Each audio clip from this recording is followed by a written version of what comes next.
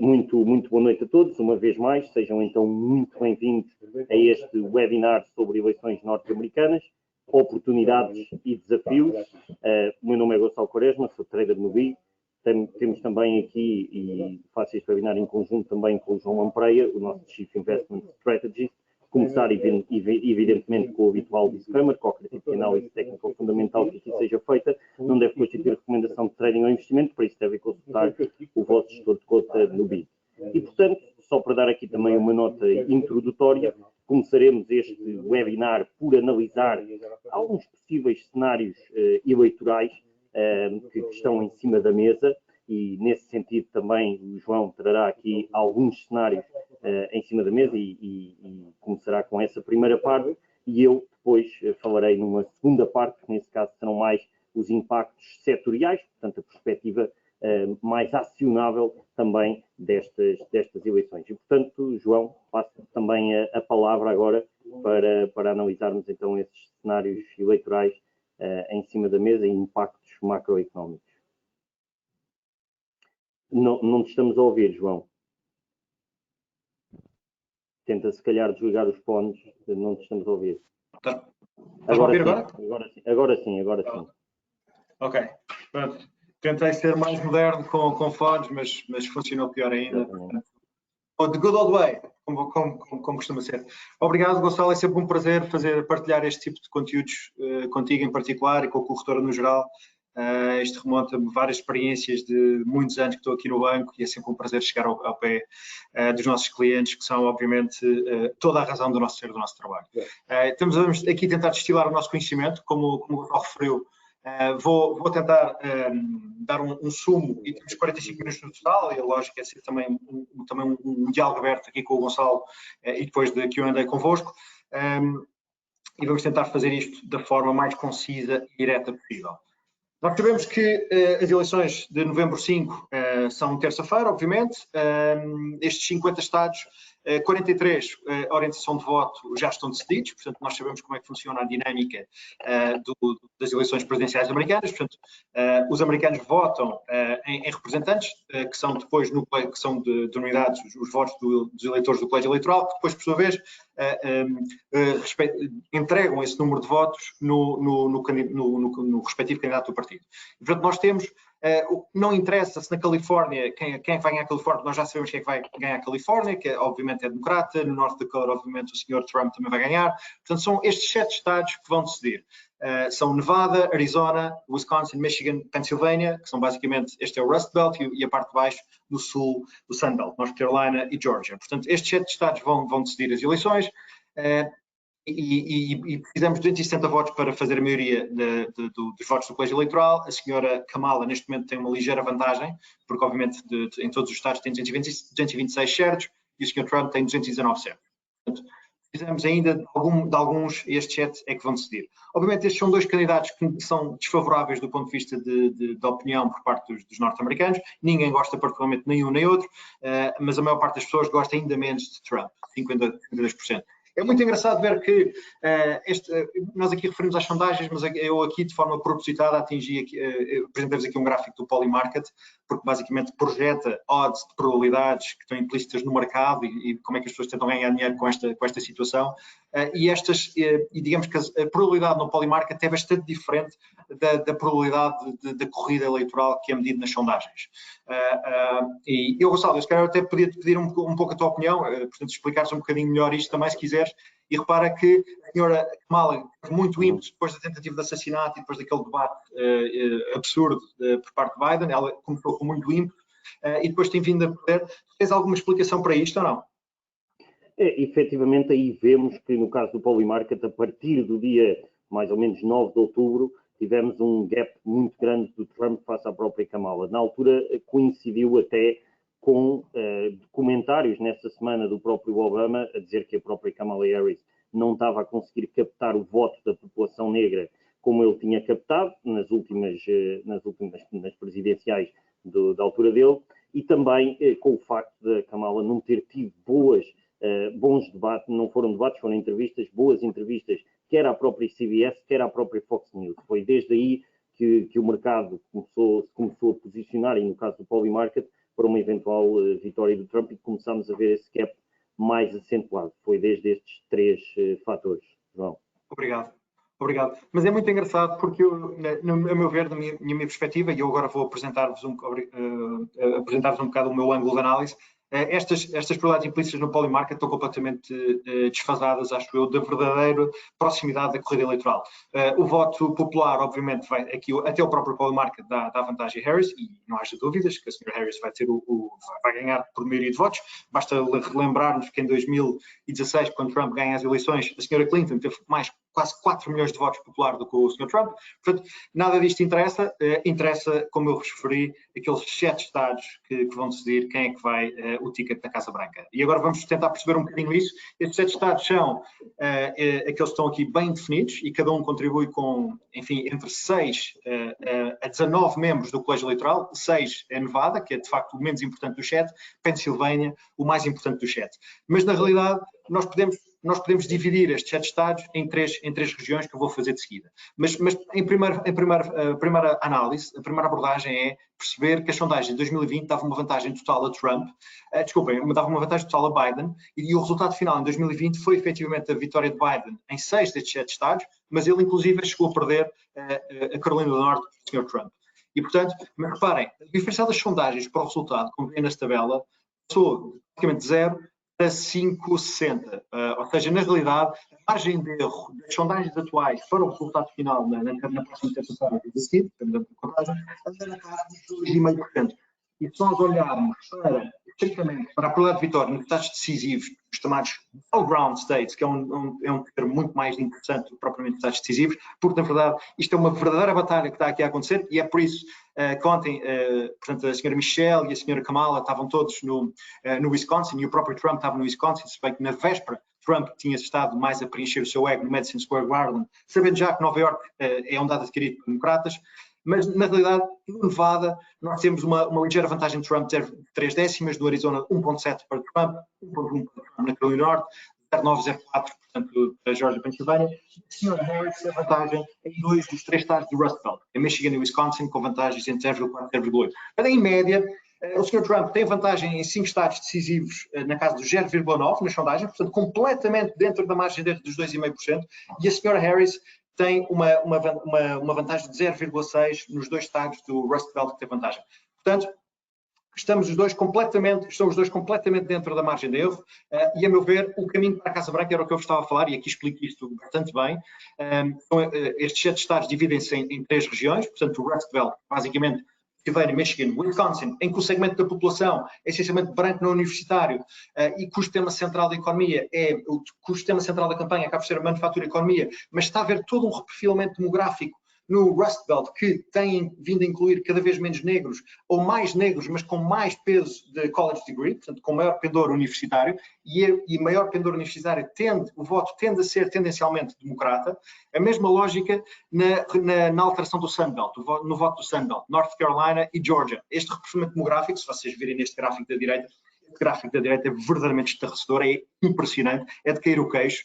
É a realidade. A população no sul dos Estados Unidos cresceu de 60 milhões, praticamente, dos anos 70, a 126 milhões agora nos anos 2020. Portanto, foi o único segmento regional da população que duplicou e que teve uma expansão espetacular, e tem havido um reperfilamento demográfico dentro destes estados, que teoricamente eram muito blue collar white, tipicamente republicano. Por exemplo, a Georgia que o ano passado, a Georgia que há 4 anos atrás votou pela primeira vez nos últimos 50 anos democrata, a Georgia é tipicamente republicana, e tem a ver com este reperfilamento, com mais college degree, com menos blue collar, e com este melting pot cultural que tendencialmente é mais leaning democrata, e é por isso que há aqui alguma chance na Carolina do Norte, do Sun Belt, da senhora Harris ganhar até as eleições. No West e Southwest, obviamente, aqui há também uma maior expressão dos latinos, que tendencialmente também são mais democratas, do qual aquele discurso anti-imigratório, xenófobo até de Trump, não cai bem no voto latino, e obviamente a senhora Harris tem muita vantagem no voto latino, mas há aqui um problema, é que os latinos vivem hoje muitíssimo pior em 2024 ou em 2025 do que viviam em 2018 e 2019. E eles associam o tema de economia como eventualmente o Sr. Trump sendo melhor ou ter mais capacidade para lidar com o crescimento económico e o que eles querem é chegar ao fim do mês e ter dinheiro para pagar a casa e pôr comida na mesa. E eles provavelmente pensam que terão mais possibilidades com o Sr. Trump do que com o Sr. Harris e podem ter isto em consideração e é por isso também que o Sr. Harris tem perdido alguma margem de voto no segmento latino. Mas obviamente não sabem eles é que a inflação é que depois é kicking down the road e depois vai tudo ficar mais caro e há sempre uma devolução dos salários reais e o que nós vimos da inflação não vai ser o grande tema hoje, mas foi muito forte nos últimos 5 anos, como nós todos o sentimos na nossa carteira. E, portanto, o que nós temos aqui? Temos uma avenida de crescimento, uma capacidade da Sra. Harris chegar à Casa Branca apenas e só ganhar o Rust Belt. Pennsylvania, Michigan, Wisconsin, 44 votos do colégio eleitoral é suficiente para a Sra. Harris ganhar e ser a nova primeira mulher americana como presidente. E, portanto, eu acho que isto é 50-50. O Sr. Trump tem mais avenidas de opções para chegar à Casa Branca, mas tem necessariamente de ganhar um pouco por todo lado, não é? Portanto, não lhe chega a ganhar no West e Southwest, não lhe chega a ganhar no Sun Belt, não lhe chega a ganhar no Rust Belt. Tem que ganhar, de facto, votos mais dispersos. Portanto, é 50-50 para Harris e para Trump, completamente no desconhecido, e mesmo aqui internamente no banco, nós na nossa call semanal de Capital Markets, eu fui dos únicos, creio eu, que me atravessei com a maior probabilidade de vitória para Harris. Contrariando completamente Poly Market, portanto, poderia fazer massa no Poly Market, mas eu já perdi muito dinheiro. João, depois foi uma questãozinha. Só aí uma questão, só aí um bocadinho como é que olhas um bocadinho para as dinâmicas de voto na Pensilvânia, que toda a gente indica como sendo um estado absolutamente decisivo, não é? Nós vamos vendo mais ou menos Michigan e Wisconsin a tenderem mais para o lado democrata e vamos vendo nesse sentido os outros estados, Carolina do Norte, Arizona, a tenderem para o lado republicano e ali a Pensilvânia é que nós ainda, e é um estado absolutamente decisivo, é que nós ainda não temos alguma clarividência mais ou menos para que lado é que vai tendendo, saber nós que é um estado tendencialmente democrata, não é? Mas era um bocadinho para também perceber aí um bocadinho a tua visão para a própria Pensilvânia, ou seja, achas que a própria Harris tem mais probabilidade de conseguir ir buscar esse estado, não é? É porque ambos os candidatos têm feito bastante campanha na Pensilvânia, não é? E mostra a centralidade do próprio estado, não é? Certo. E de facto, repara, do ponto de vista de voto para o colégio eleitoral, Pensilvânia é o maior. São 19 votos para o colégio eleitoral. Filadélfia é uma cidade absolutamente crítica e histórica, não é? A primeira capital dos Estados Unidos. Portanto, outras cidades também muito importantes, como Pittsburgh, a cidade do aço, particularmente interessante. E, portanto, vejo isto. A dinâmica de voto aqui é que é um bocado da mesma forma que eu falei há pouco do reperfilamento da população do Sul, não é? Que duplicou.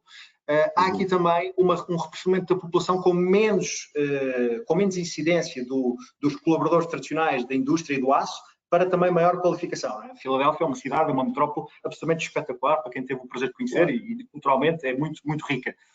E, portanto, há aqui uma inclinação para democrata hoje, em 2024, para 2025, que é um tilt tendencialmente maior do que em 2016, quando Trump ganhou sobre a lógica das tarifas e da campanha anti-China, que obviamente os americanos também são muito favoráveis, mas hoje sabemos que as tarifas são altamente inflacionárias e há muita gente queimada, como o mundo inteiro, queimado pela inflação, e esse é também o grande risco do Trump, ou seja, eu acho que o mundo não está eventualmente preparado no choque da inflação e da procura agregada que isto pode representar. Mas eu acho que esta Pensilvânia é um grande, enfim, ponto de interrogação, mas eu acho que há uma linha... que eu também queria fazer, João, aqui o ponto que eu também queria fazer, João, era se a Pensilvânia também não é esse ponto de interrogação, até que ponto é que o facto da Kamala não ter escolhido o Ben Shapiro para candidato a vice-presidente não vai penalizá-la e fazê-la perder alguns votos na Pensilvânia, não é? Em 2020 o Biden só ganhou a Pensilvânia por 80 mil votos, não é?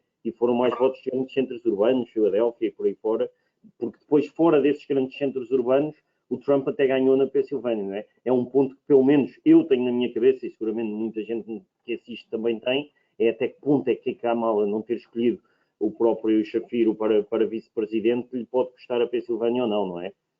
Acho que esse é um ponto importante. Concordo em absoluto. Não foi é como tu dizes, é um ponto de interrogação, não é? Exatamente. É um ponto de interrogação.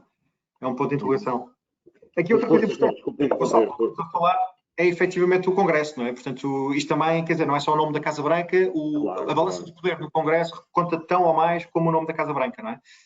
E os americanos que vivem numa lógica de checks and balances gostam de rodar, não gostam de poder absoluto, despóticos, eles detestam isso.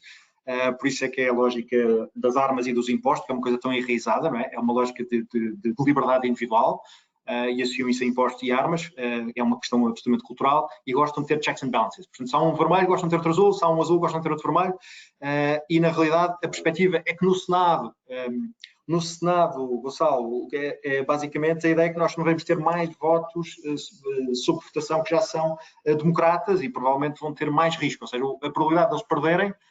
O Senado, os democratas têm uma vantagem de 51 para 49, com 2 senadores de cada estado dos 50, é maior do que propriamente os democratas recuperarem a Câmara dos Representantes, cuja vantagem dos republicanos é maior face aos democratas e há menor em risco do ponto de vista de eleição. Não é? E, portanto, há aqui a probabilidade do polymarket, aqui então é esmagadora, quase 50% de probabilidade de um sweep do Congresso com Senado e Câmara dos Representantes a virar republicano. É um bocadinho isso. Nós achamos que provavelmente o Senado com certeza vai virar vermelho, a Câmara é um 50-50 e potencialmente uma ligeira probabilidade na presidência para Harris eventualmente ganhar. Mas esse é apenas o meu ângulo de interpretação. O que é que importa de ações? Aqui podemos dividir supostamente nestas meia dúzia, 7 pontos. O IRA, que é a questão do inflation, da redução da inflação, do ato da inflação da redução. Basicamente, a senhora Harris vai querer prolongar tudo o que já existe que foi criado por Biden, não é? É uma lógica de continuidade, e o senhor Trump vai querer cortar grande parte ou totalmente isto. A balança comercial, vamos manter o nível de tarifas que nós como conhecemos, também do ponto de vista externo, para lidar com todas as situações bélicas, também vai ser mais ou menos uma lógica de continuidade. Com Trump, vamos ter tarifas que podem chegar a 60%, vão implicar um aumento dos custos de importação gravíssimos e vamos pesar a inflação nos próximos anos, como temos vindo a pesar nos últimos 4. Portanto, o mundo não está preparado para lidar com o choque inflacionário que Trump pode acarretar para a inflação. Cuidado. Do ponto de vista de regulação, vamos manter-nos mais ou menos na mesma situação e com Trump, obviamente, vamos ter aqui muito potencial para desbloquear regras e leis e, eventualmente, para criar, portanto, valor do ponto de vista de negócio e para a economia. A mesma lógica para os pequenos negócios, que podem sofrer devido ao aumento do salário mínimo já definido por Kamala e este versus o ambiente mais pró-negócio do Trump. E, portanto, no final, na gênese, é uma lógica de corte de receita por parte de Trump via redução de impostos e um trade-off para a senhora Harris, que é um corte na receita, que também é significativo, mas é amenizado também por uma subida da despesa, seja por via de subsídios, seja por via de aumentos de impostos, e a política fiscal é também de extensão de cortes para 400 mil euros. O que é que isto implica? Reparem, do ponto de vista de diagrama, para os agregados macroeconómicos, crescimento, inflação e déficit, esta renovação do TCJI, que é o Tax Cuts Job Act do Sr. Trump em 2016, implica maior crescimento. Obviamente, ao crescer mais, vamos ter mais pressão de inflação e mais pressão no déficit, a não ser que o multiplicador da dívida funcione de forma rápida. A revogação do IRA, que é a questão da inflação, vai ser mais ou menos uma lógica, vai ter pouco impacto, porque isto vê-se mais ao nível das renováveis em subsegmentos da atividade económica. As tarifas são absolutamente catastróficas. Para o crescimento são negativas, para o crescimento positivas para a inflação. Portanto, se o senhor aplica 60% de tarifas para a China, o mundo como um todo perde. Perdemos todos com tarifas, perdemos todos com proteccionismo. Imigração, perdemos todos também com esta cultura xenófoba e, tendencialmente, isto também é inflacionário. Portanto, é menos crescimento e mais inflação. Tudo em Trump aponta para mais inflação, não é? Por isso que o Trump Trade é um Trumpflation Trade. E do ponto de vista de desregulação ou desregulamentação, mais crescimento, mas mais crescimento, mais inflação. Sempre inflação, inflação, inflação, por via deste trade-off de forte quebra de redução, ou seja, uma forte redução de impostos e mais ou menos mantendo-se mais ou menos igual à despesa pública. E a senhora Kamala vem no gráfico, é basicamente amarelo. É uma lógica de política de continuidade que implica menos crescimento, menos déficit e menos inflação. É um bocadinho isto, e este é o plano em detalhe. Obviamente não vou correr, mas reparem bem, são 7,5 trilhões, o dobro, 3,5 trilhões, que é o déficit estimado total. 10 anos de plano de Trump ou 10 anos de plano de Harris, ele está aqui detalhado como é que nós chegámos aos 7,5 trilhões de déficit por parte de Trump, chegamos aos 3,5 de déficit de parte de Kamala. O dobro do déficit previsto por Trump, que resulta essencialmente, como eu disse há pouco, de cortar impostos a torto e a direito, e a senhora Harris, portanto, corta também impostos, mas sobe também, impostos, mas sobe também alguns outros, não é? E, portanto, há aqui um trade-off entre corte de despesa e subida de receita, com a senhora Harris, que é mais equilibrado.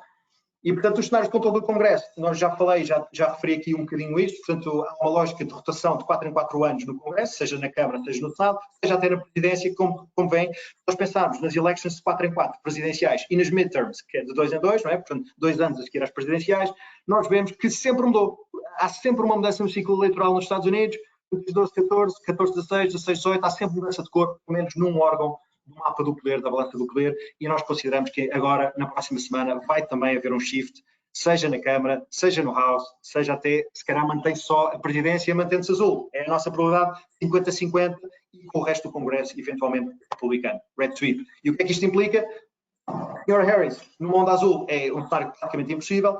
Sr. Trump, onda vermelha, isso é possível, não é? Mas na prática isto é o que pode acontecer se um ganha com o controle do Congresso ou se no outra ponta ganha com o controle do Congresso e como é que podemos ficar nos cenários do meio com o Congresso mais ou menos dividido. E basicamente são estas histórias dos tax cuts e do Inflation Reduction Act e do aumento de impostos que são os temas centrais.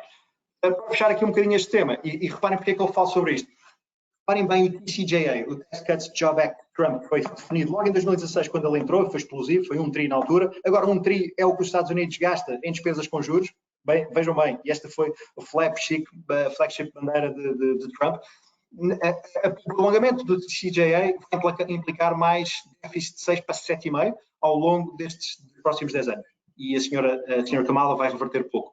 E esta lógica de encargos com juros, reparem, vai subir 2,5 para 7,5 do ponto de vista de encargos com juros em percentuais do PIB, pode levar a dívida total do produto, a dívida sobre o produto americano quase até aos 200% do PIB face aos 100, 100 e poucos atuais.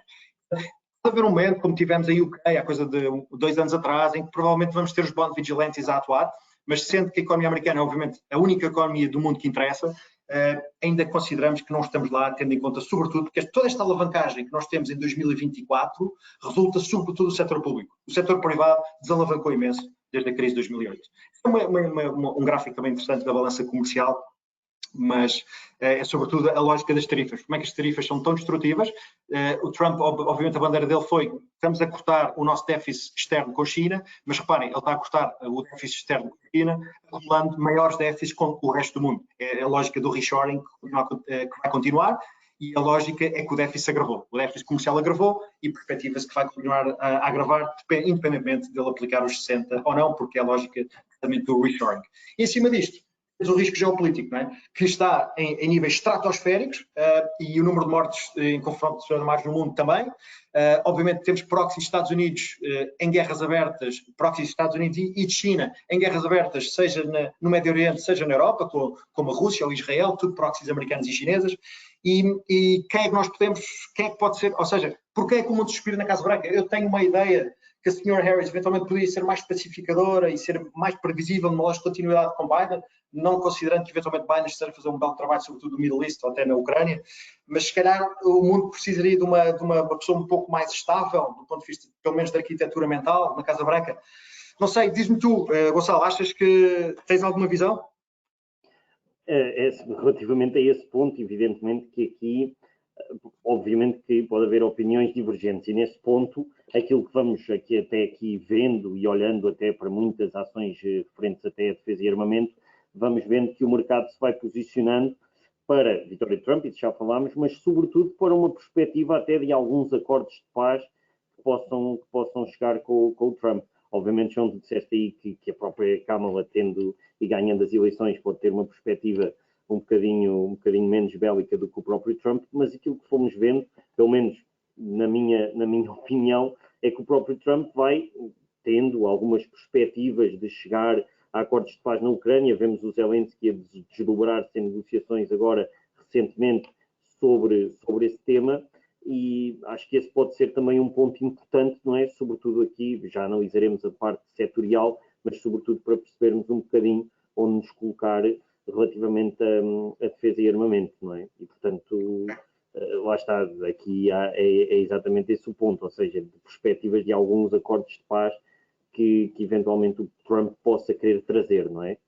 Certo. E vou-te passar a palavra.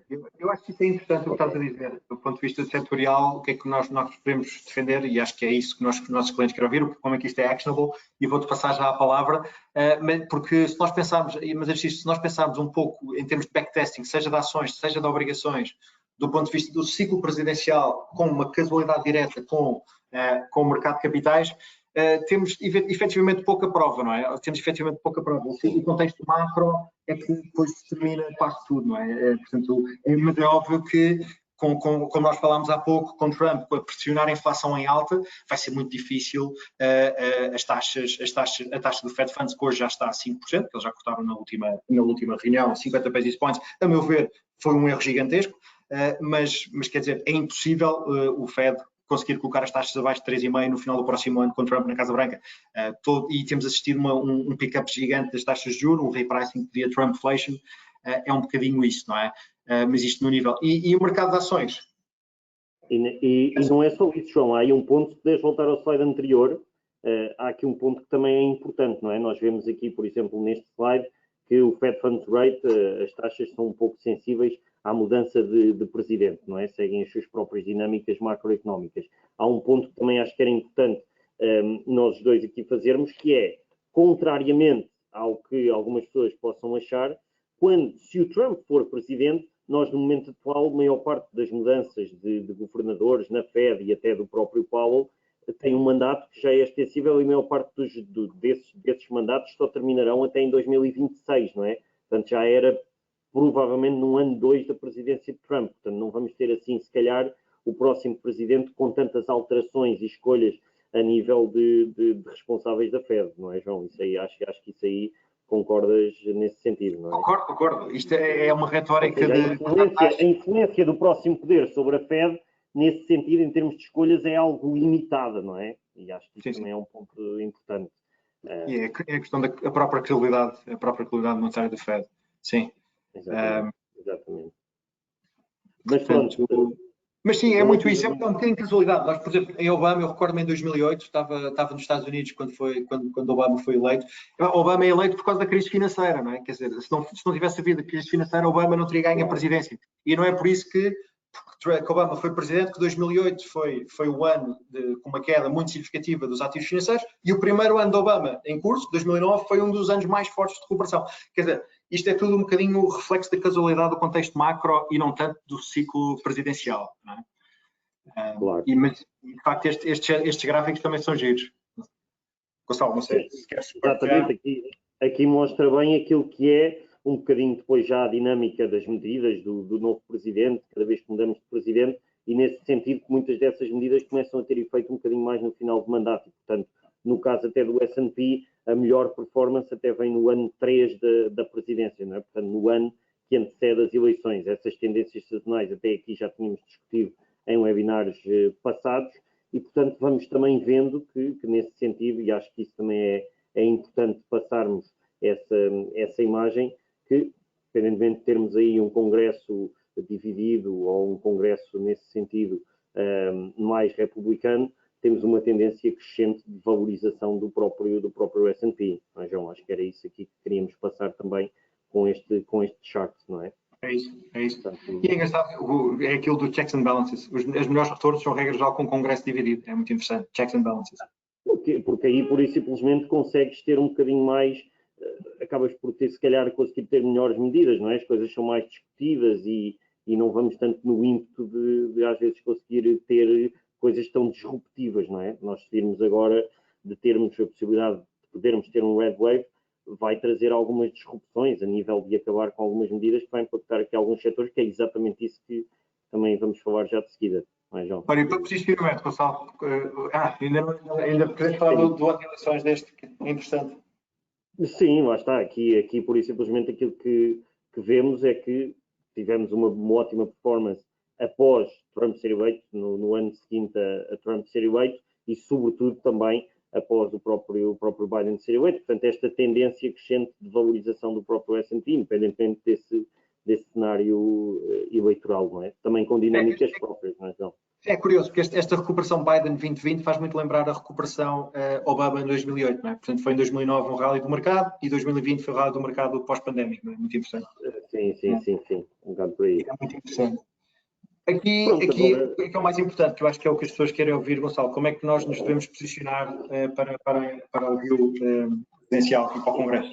Exatamente. Pronto, nós falávamos ali também atrás daquilo que era a perspectiva de defesa e armamento. E claramente acho que aqui, independentemente dos cenários, portanto, independentemente de Trump vencer ou de Harris vencer, defesa e armamento sairá beneficiária. Nós aqui nesta tabela aquilo que temos pura e simplesmente é um cenário quer de vitória ou de um ou do outro, não é? De Trump ou de Kamala Harris, e o cenário também para o próprio Congresso. Portanto, se temos um Congresso republicano ou dividido, ou se temos um Congresso democrata ou dividido.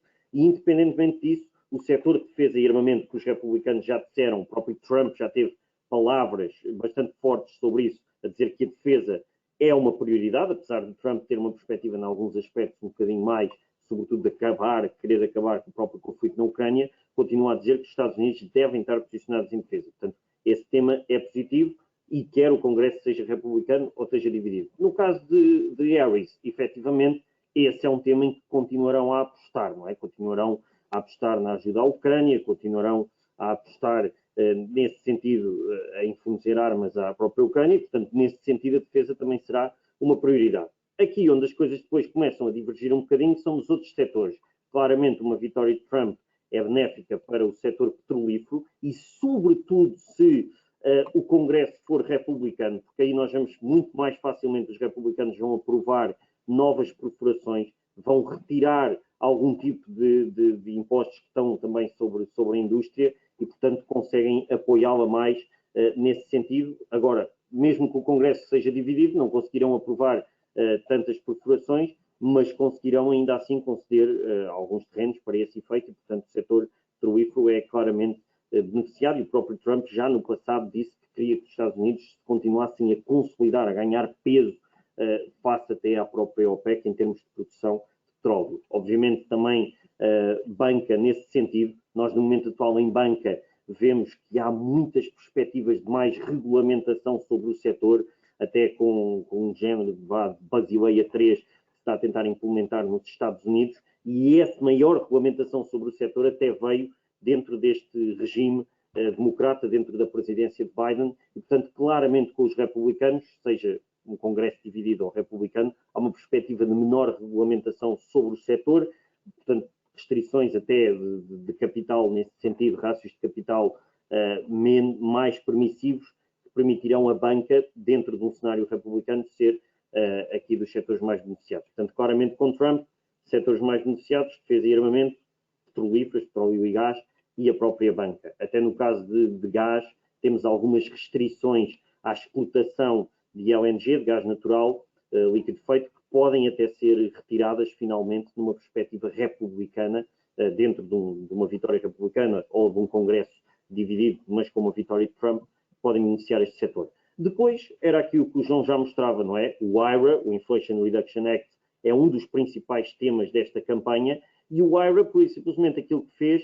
foi dar muitos subsídios à energia renovável e, portanto, se os republicanos querem acabar com o IRA, com o Inflation Reduction Act, vão acabar muitos subsídios em empresas de veículos elétricos, de baterias, de energia solar e, portanto, renováveis são um tema que é beneficiado com uma presidência de Kamala Harris e seja Congresso democrata ou seja dividido, porque aí se Harris vencer pode ter ordens executivas para prolongar o próprio IRA, que às vezes podem até nem ter que passar pelo Congresso e, portanto, beneficiar este setor. No caso de saúde, o cenário também divergente. Saúde pode ser beneficiada com Kamala Harris, sobretudo as seguradoras de saúde. Nós, obviamente, não temos aqui todas as medidas, mas a própria campanha democrata tem uma medida de retirar ou de meter um teto naquilo que são os out-of-pocket costs. O que é que são? São custos não cobertos por seguros de saúde e, basicamente, isso pode até beneficiar algumas seguradoras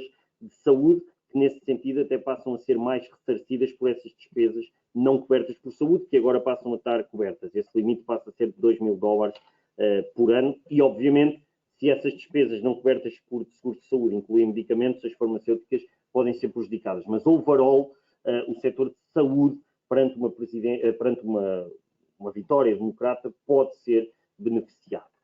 No setor tecnológico, lá está, negativo em ambos os cenários. No caso de Trump, exatamente por querer aumentar as tarifas sobre China e, portanto, as empresas mais expostas à China, sobretudo semicondutores, podem ser prejudicados.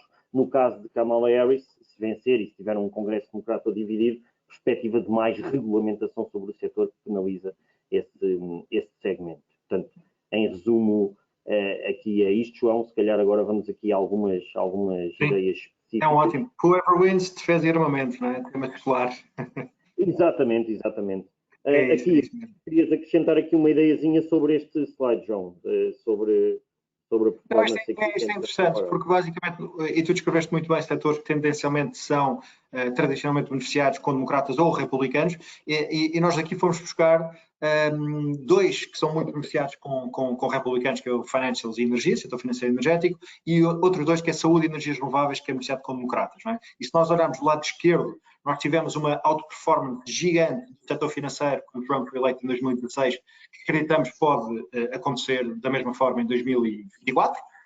Não foi tão significativo do ponto de vista energético, talvez até agora haja um pouquinho mais espaço, mas na componente democrata, e tendo em conta a possibilidade da Sra. Harris eventualmente ganhar as eleições, neste caso é um 50-50, eu tenho um pequeno palpite, pode até ser a própria, em relação ao Trump, no final do dia.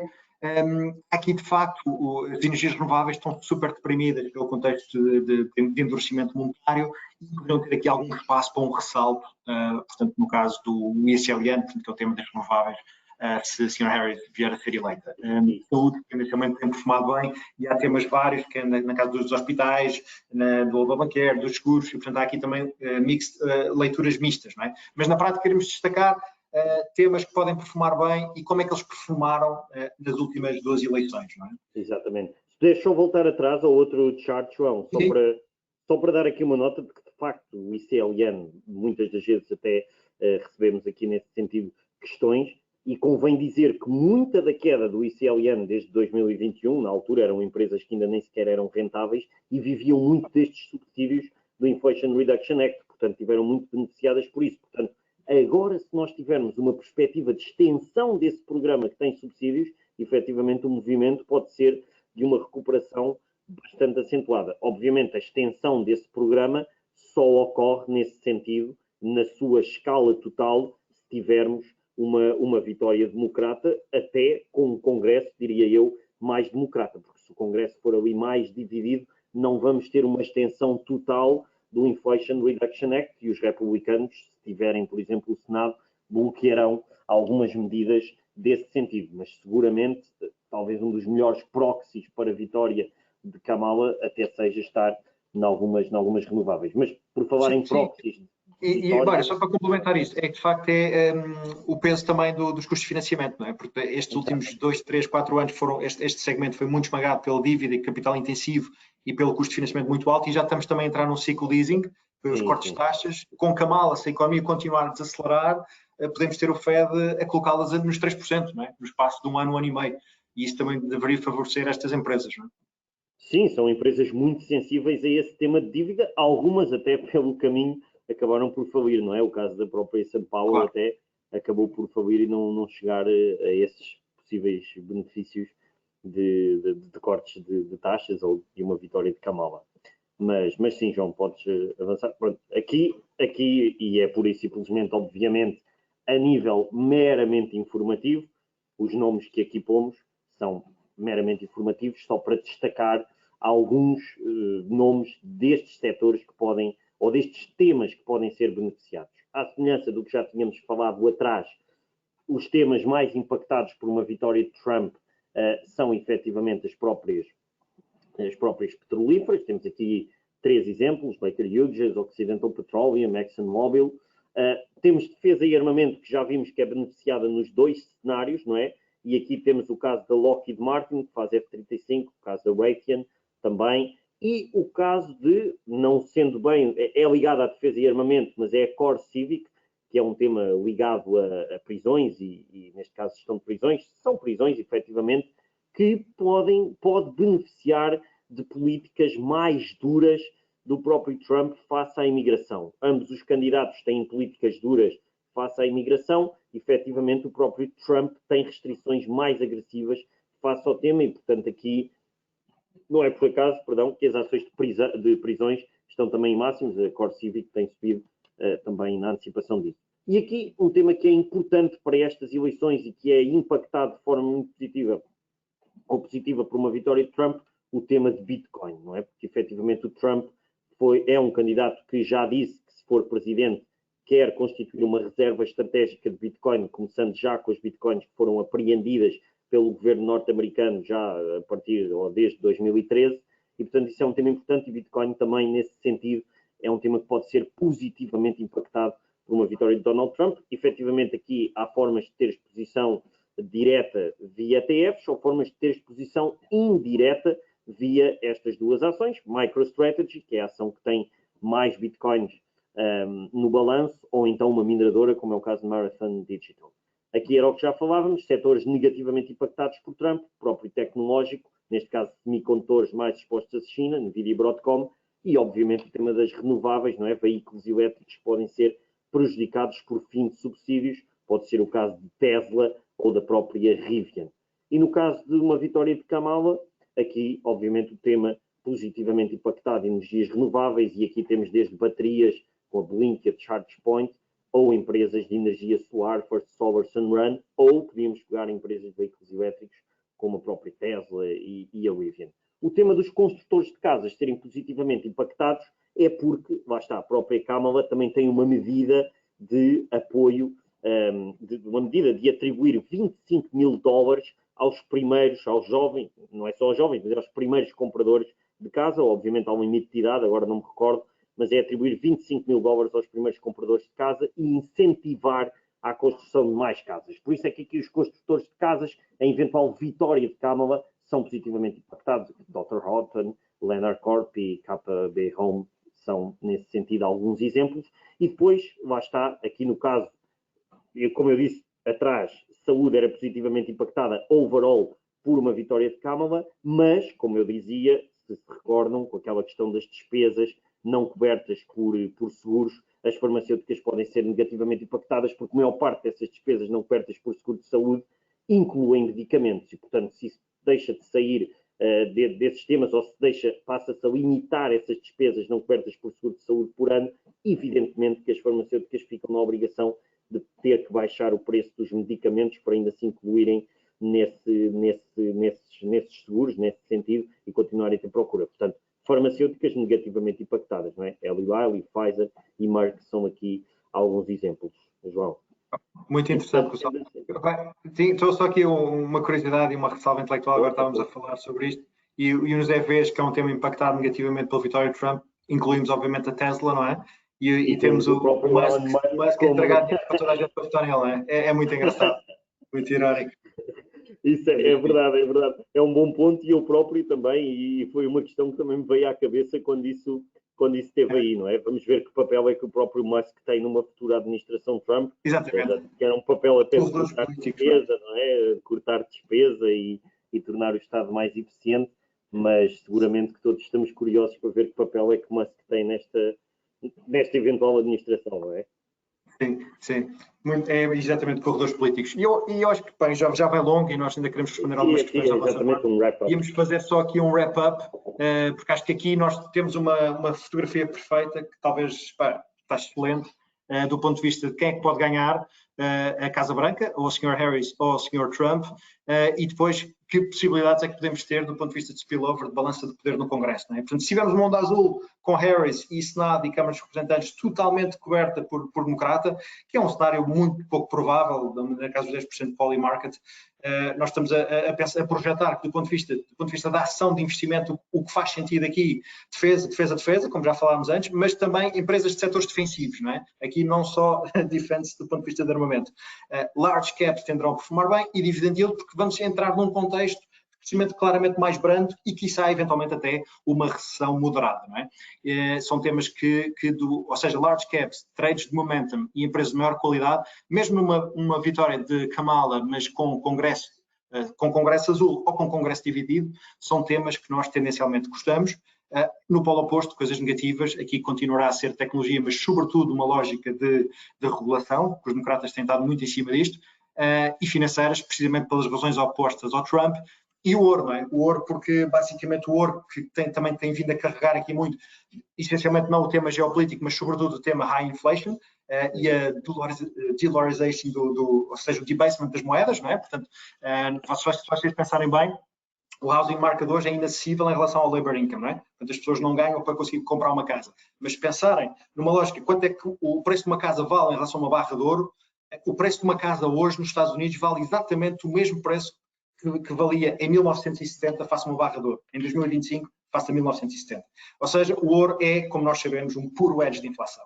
E, portanto, Trump é super inflationary e, portanto, na ausência de Vitória Trump e com Kamala a ganhar, obviamente o ouro vai, que fez um run-up gigante também com a lógica de Trump, vai ser também um dos ativos penalizados. E, portanto, tipicamente estes ativos que são beneficiados com a inflação, seja criptos e ouro, obviamente estão mais do outro lado do Trump, não?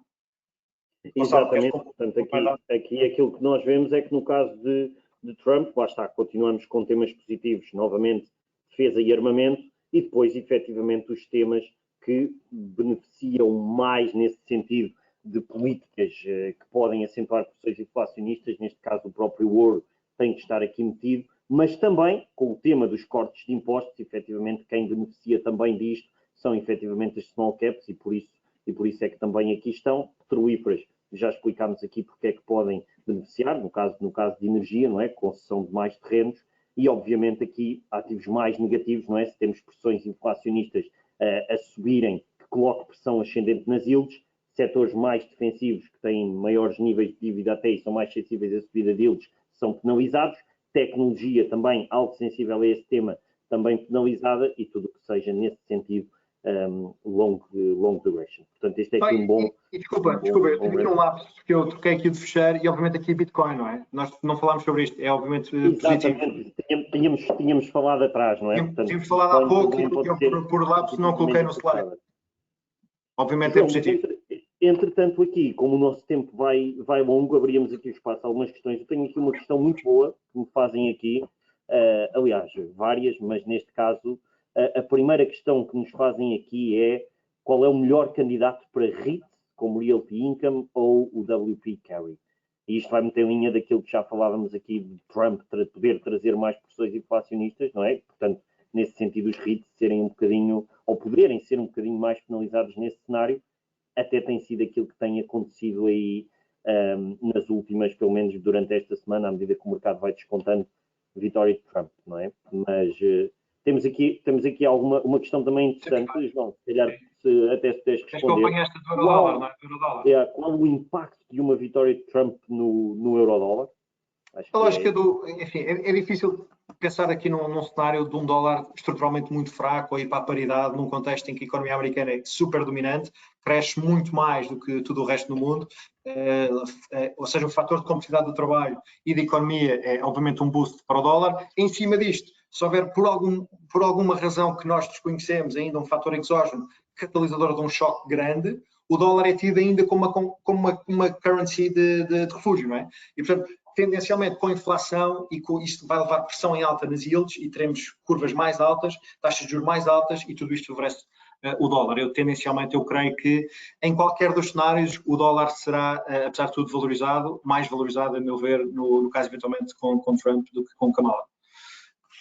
Ainda nos perguntam aqui o racional de subida das small caps com a vitória de Trump. Small caps é precisamente a lógica da ciclicidade económica, não é? Portanto, cortar impostos da maneira que o Sr. Trump pretende, quer dizer, são altamente sensíveis a este tipo de medidas e são as primeiras na linha pró-cíclicas, eventualmente a levantar-se, digamos assim. E, de facto, no último trimestre, se nós pensarmos, este tema de rotação correu muitíssimo bem. No terceiro trimestre deste ano, o Nasdaq foi o índice dos Estados Unidos que performou pior. Depois veio o S&P, acima do que o S&P é ponderado pela tecnologia, o S&P Equal-Weighted performou melhor do que o S&P 500 e em cima de todas, as empresas que melhor performaram foi basicamente as small caps, que também têm uma grande ligação ou correlação com o ciclo de suavização monetária. Portanto, se de facto as taxas ainda para mais forem para 3, podem continuar a beneficiar bastante. Temos aqui muitas questões, João. Vou responder a esta aqui sobre Tesla, que é, será a Tesla verdadeiramente prejudicada com as políticas de Trump? Que tipo de políticas poderiam ser criadas para beneficiar esta empresa? Efetivamente aqui, eu acho que não trouxemos esses dados, evidentemente o nosso webinar já vai longo, mas era interessante nós vermos quais é que foram as empresas mais beneficiadas por subsídios do Inflation Reduction Act, não é?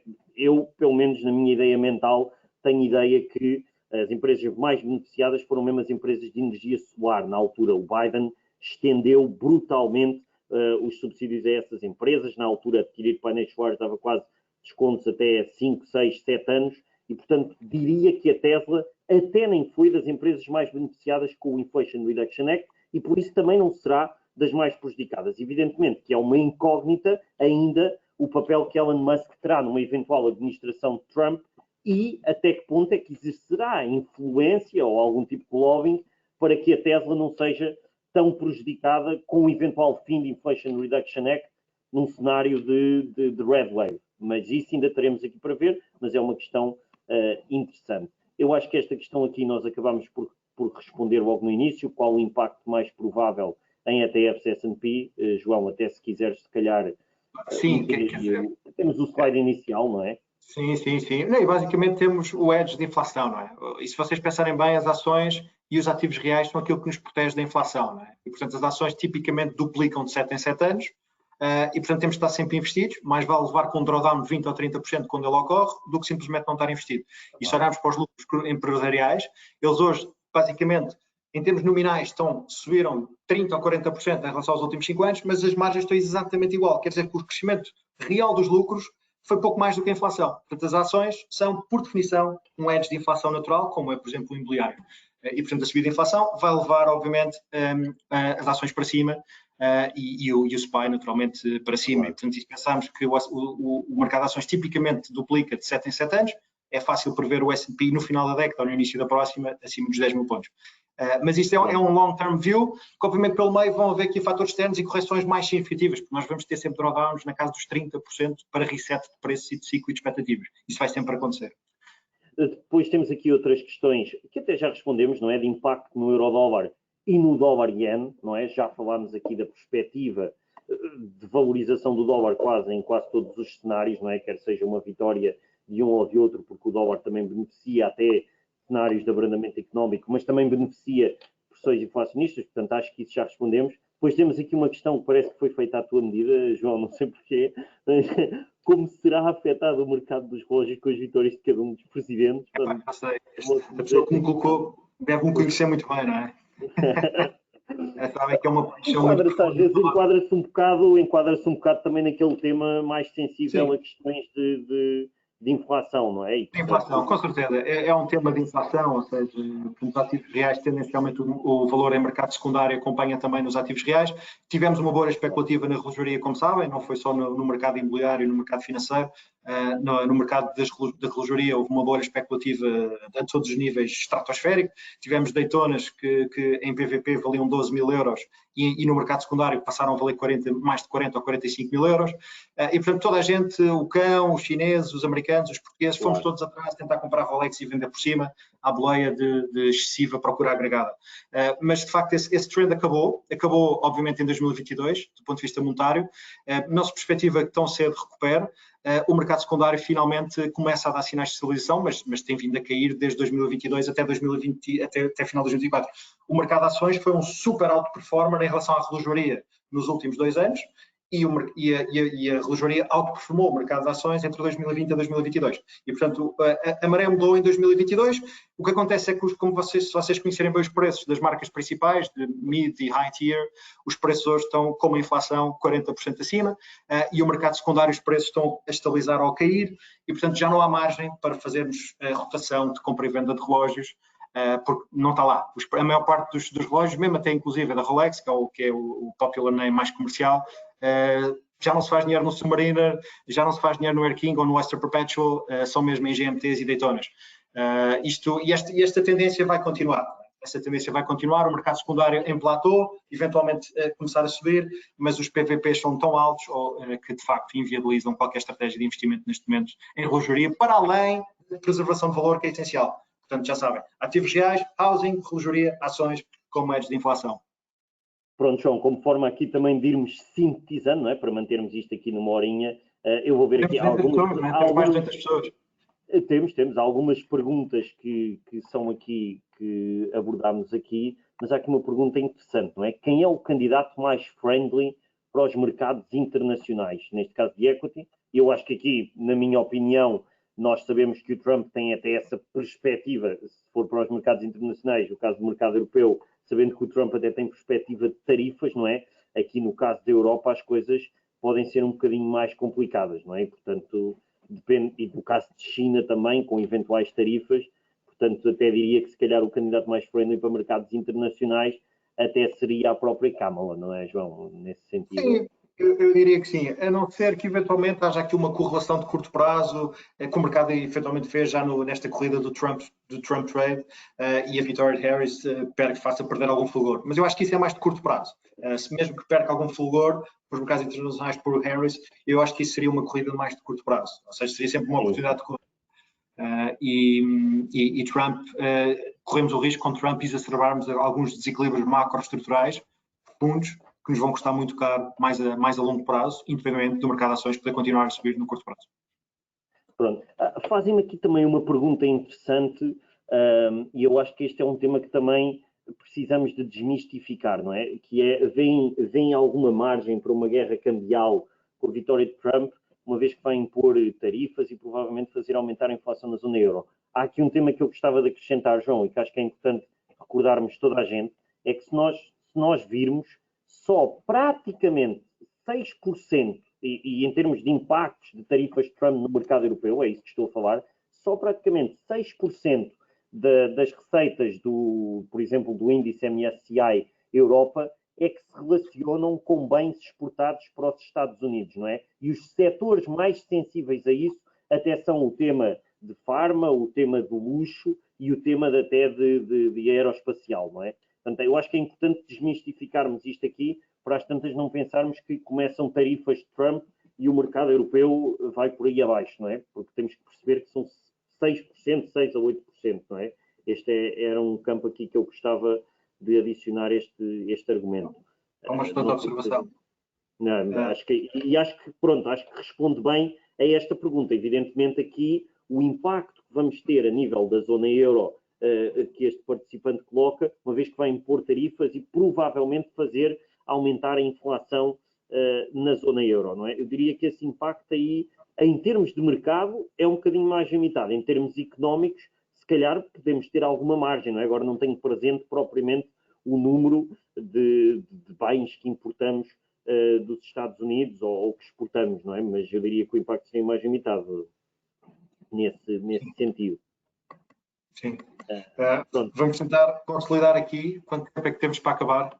Não, eu acho que temos já agora, pronto, não temos tempo limite, mas era só para nos balizarmos aqui, porque ainda temos aqui algumas... Obrigações tendencialmente penalizadas com Trump, e inflação, sim, é o que tem vindo a acontecer, com as taxas aqui, os 10 anos, mas de facto, sim, tendencialmente, sim, obrigações positivas. Eu acho que aqui há uma forte perspectiva das taxas virem aqui um bocadinho abaixo, até porque as correlações, os 60-40, ações para cima, obrigações para baixo, ou ações para baixo, obrigações para cima, esta correlação já é visível há cerca de 3, 4 meses na viragem do verão, com a crise do leveraging do yen.